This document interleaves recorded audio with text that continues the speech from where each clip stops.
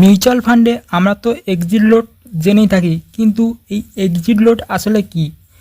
Exit load বলতে mutual ফান্ডে charge করা একটি ফিকে বোঝায়। যখন আপনি কোনো মিউচুয়াল ফান্ডে বিনিয়োগ করে থাকেন, তখন কিছু কিছু ফান্ডের ক্ষেত্রে লক ইন পিরিয়ড থেকে থাকে, যেমন 1 বছর, 3 বছর অথবা 5 বছরে। ওই লক ইন পিরিয়ডের আগে যদি আপনার বিনিয়োগ করা অর্থ তুলে নিতে চান, সেক্ষেত্রে আপনাকে ওই ফান্ডের চার্জ ফি হিসেবে এক্সিট লোড দিতে হয়। যদি আপনি 1 বছরের আগে আপনার বিনিয়োগ করা অর্থ তুলে নিতে চান, তাহলে 1% থেকে 2%-এর মধ্যে এক্সিট লোড চার্জ ফি হতে পারে।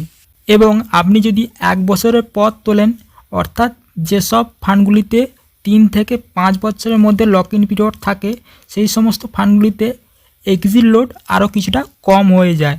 আর আপনি যদি লক ইন পিরিয়ডের পর তোলেন, তাহলে এক্সিট লোড দিতে হয় না। অনেক ইকুইটি মিউচুয়াল ফান্ড আছে যেগুলোতে এক্সিট লোড একেবারে দিতে হয় না।